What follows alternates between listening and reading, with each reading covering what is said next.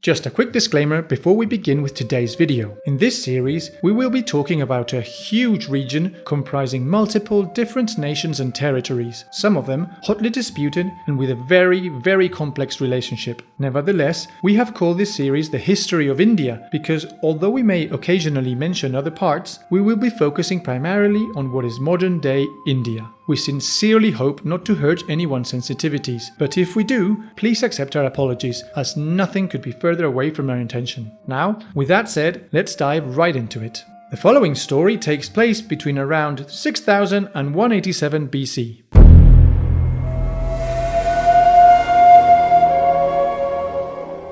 This is the peninsula of the Hindustan, what we currently know as India, although that name wouldn't be associated with the territory for a long time. It is an unbelievably large and diverse region. For example, in the north we have the Himalayas, which form a natural border with China, Nepal and Bhutan. To the east we find the lush tropical jungles of Bengal, as well as Bangladesh, a country located in the delta of the rivers Ganges and Brahmaputra, which separated from India as part of Pakistan when India became independent from the British Empire, only to then become independent from Pakistan itself in the 1970s. But that's a can of worms that we'll leave for another future video. I don't have time to explain it right now. To the west, we find the Thar Desert in the state of Rajasthan, which borders with the modern-day country of Pakistan, as does the region of Punjab. And then a bit further north, we have the disputed territories of Jammu and Kashmir, and the desert territory of Ladakh.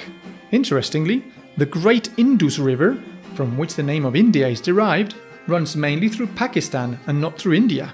In the central region we have the Deccan Plateau, crisscrossed by several rivers like the Narmada, Tapi, Godavari and Krishna, and nestled between two large mountain ranges, the eastern and western Ghats, also known as the Sahyadri range, which come together in the Nilgiri mountains in the south. Lastly, in the far south we have the island of Ceylon, which became the independent country known as Sri Lanka.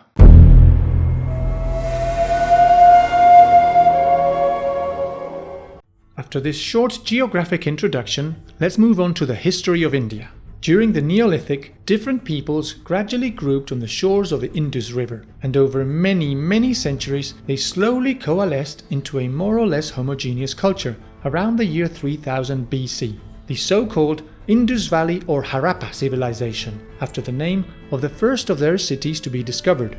However, perhaps their most important settlement was Mohenjo Daro, a large city which reached a level of development comparable to Egypt and Mesopotamia, and which was full of canals, water pumps, drains and sewers, which managed the water flow throughout the entire city. Their adobe homes were organized into a grid, and in the western part, archaeologists have found a huge walled citadel containing large baths of unknown purpose, probably something religious. They also had workshops, mills, granaries and commercial ports, where they traded flax, cotton and plenty of other stuff. Their main crops were barley, wheat, peas and legumes, and based on the statues and figurines that they left behind, it appears that they worshipped some kind of goddess of fertility. They worship the fertility goddess with 16 teats. And what makes this particular area so fertile? Well, it turns out that every year, between the months of July and August, that region receives the monsoon, a period of falling temperatures and torrential rain that alleviate the stifling heat and make the arid terrain extremely fruitful. This cycle of heaven and hell is repeated every year, and that led the inhabitants to have a circular conception of time and existence. However, this type of non-linear thinking also has some drawbacks, one of them being a certain disregard for history. They didn't care much for chronologies or even real facts, and instead they often combined them with fantastic tales, which is why ancient Indian texts are so wonderfully trippy. That is so trippy. Around the year 2000 BC, the Indus Valley civilization began to develop metallurgy, working with precious metals and creating copper figurines like the Black Dancer. They even left certain symbols that could point to a primitive form of writing, but sadly it's unlikely that we'll ever be able to decipher them. Nobody could possibly understand. All of this came to an end sometime between the years 1700 and 1500 BC, after various periods of drought, followed by Indo-European invaders known as Aryans, a warlike culture of shepherds from the Middle East, what is nowadays Iran. who used bronze weapons and worshipped mainly masculine deities. The current population of India is a mix between these people and the previous inhabitants of the Indus Valley. This was the start of the Vedic period.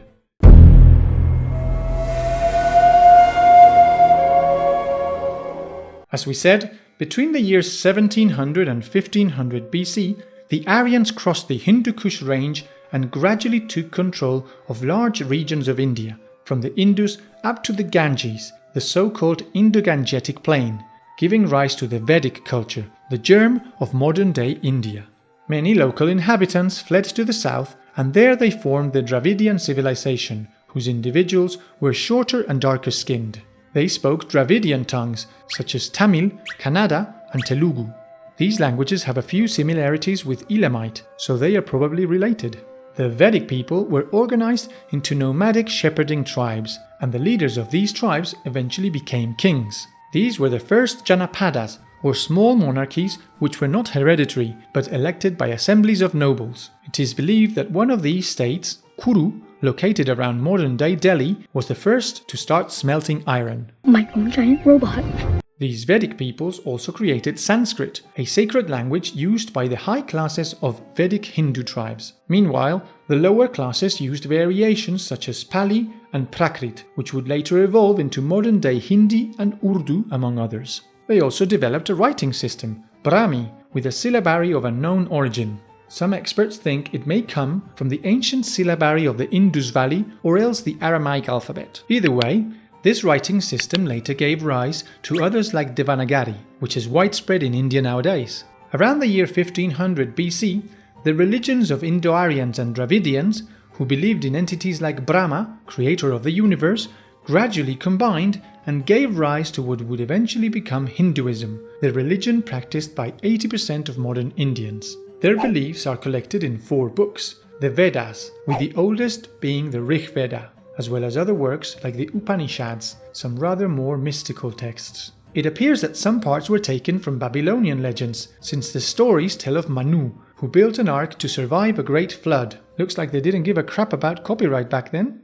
I'm gonna sue you! These Aryans elevated natural phenomena into powerful gods. For a long time, they believed in Dieus, which would later derive into other gods such as Diaus Pitar, Zeus Pater, and our modern Western god, syncretized with Yahweh. But these gradually lost sway in favor of others like Indra, god of rain and lightning, Varuna, god of the skies, Agni, god of fire, Surya and Chandra, the sun and the moon, and so on. There were many deities. However, at that time there were still no public constructions or images of them, and their rituals basically consisted in reading the Vedas and sacrificing animals. These ancient Hindus associated fire with purity, which is why cremations were far more common than burials. As we mentioned earlier, these people were shepherds. They favored donkeys, camels, and cattle. It is likely that even back then, cows were considered totemic and almost sacred. But regardless, having cattle was important, and also a great excuse to conquer new territory. Horses were valued too, but cows much more. Snakes were linked to evil, as usual, and elephants, well, they aroused great curiosity. In the beginning, it was thought that they had an arm on their face. Who doesn't feel like an arm? The world's longest epic poem, the Mahabharata, written much later, tells of a great war that took place during this time between 2 northern clans, the Pandavas and the Kauravas, who were annihilated. Mind you, it is thought that this is more legend than truth, all based on a relatively minor quarrel between tribes that was gradually blown out of all proportion. Another epic poem is the Ramayana, which tells the story of Prince Rama, exiled from the royal court together with his brother and his girl Sita. The demon king of Ceylon, Ravana, kidnapped her, and Rama set out to rescue her with the help of an army of battle apes headed by the giant monkey god Hanuman. You should check it out, it's totally bonkers. What the hell have you people been smoking out there? Over time, the Aryans found it necessary to start organizing their society, and this is when the famous caste system first appeared. It is believed that the original idea was to avoid mixing their blood with that of darker-skinned Dravidian people. That does sound quite Aryan. This led to the creation of 4 groups who were not allowed to intermingle or change their hierarchical position. And each had different rights, of course. The Kshatriya, or Rajanya, were the warrior aristocracy. The Brahmin were the priests. The Vaishya were the farmers, artisans and traders, and the Shudra were laborers and slaves. And then there were the Pariah, or untouchables, who were out of the system altogether. Poor lot. This is not working for me as a lifestyle choice. Later, the Brahmin priests took over the top tier, since they were the only ones who could confer that special divine character upon rulers. To avoid complaints and unrest, they came up with the doctrine of karma, which says that if you are very, very well behaved, then, in the next life, perhaps, you may be born in a higher caste. Yeah, good luck with that.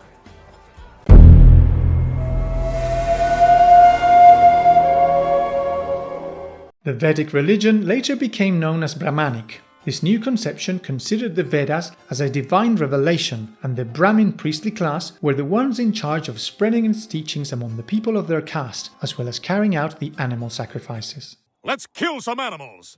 Many Vedic tribes, like the Vri, Kosala, Panchala, and Avanti, were organized into Mahajanapadas, or kingdoms and republics ruled by assemblies, headed by a Raja, or Raha, or however the heck it's pronounced. Later, in the year 600 BC, there appeared in the plains of the Ganges a powerful kingdom known as Magadha. These people began what is known as the Second Urbanism, when new towns and cities were built all over the Ganges Valley.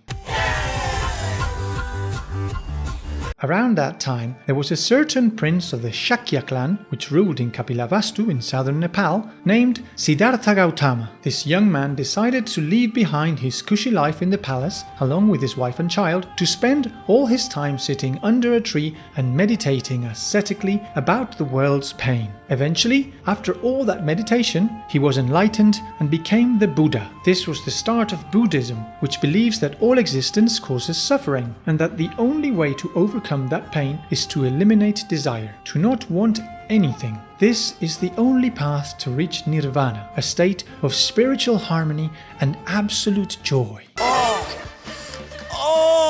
This would break the samsara, or cycle of rebirths, enabling one to merge with the cosmos. Buddhism used the system of karma established by Brahmanic castes to justify its teachings about eternal spiritual salvation. But it's worth noting that these teachings didn't become popular until much, much later. Another religion that appeared back then was Jainism, founded by Mahabharata around the year 500 BC. It had a moderate success in the western region, but it didn't manage to spread quite like Buddhism. There are still some Jains nowadays, but there are very few. And that is understandable, because their thing is basically to remain still. They are obsessed with non-violence, to the point that it is sinful to even step on an ant. Jains do not believe in any particular gods or Vedas, only in detachment from everything, in some cases even clothing. It may be wonderfully introspective, granted, but it also seems a bit dull, if you ask me. So frickin' boring! At that time, the Achaemenid Persians of Cyrus the Great began to threaten the land, since they had taken the territory of Gandhara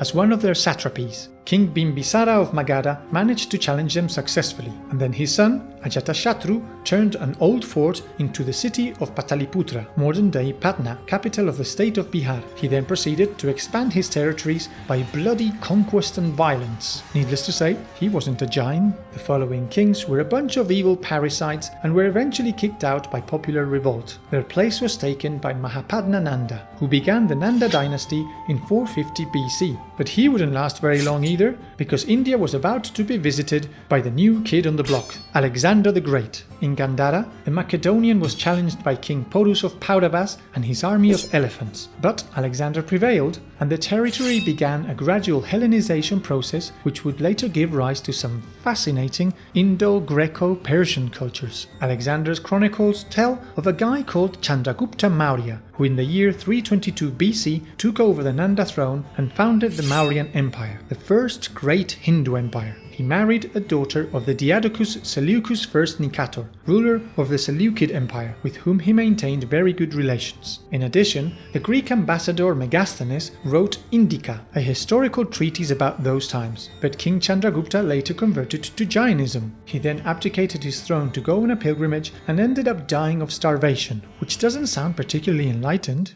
That makes no fucking sense!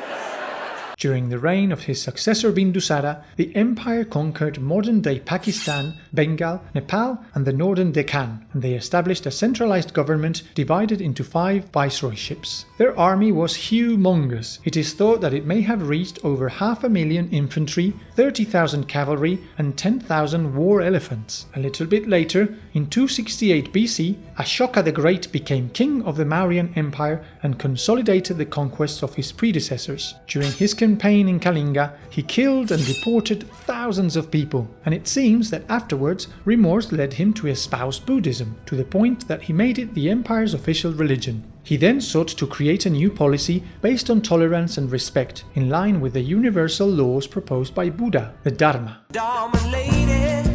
Although he now rejected violence and conquest, he did admit that it was still necessary in some cases. These new values were taught and spread throughout the land by means of huge monolithic pillars known as stambha or lat. They didn't quite manage to reach the small Dravidian kingdoms in the south, in modern-day Tamil Nadu and Kerala, like Chola, Pandya, Chera and Anuradhapura, but apparently they held very good relations nevertheless. The problem was that most people were completely illiterate, so the approach to homogenizing the commoners was through beautiful art. This was how true Hindu art began to develop, albeit with a significant dose of Persian influence. Ashoka built a magnificent palace at Pataliputra, among other constructions, like the Sanchi Stupa, a funerary monument to commemorate the death of the Buddha and his reaching nirvana, and which allegedly held some of his relics. Its great dome symbolizes the heavens and is thus surrounded by the Vedika, a barrier with 4 axes or toranas placed at the cardinal points. Other relevant works of art were the Sarnath Lion Capital of Ashoka, which has become the Indian national emblem, and the yakshini, female sandstone sculptures which show the first signs of a typically Hindu artistic style. Unfortunately,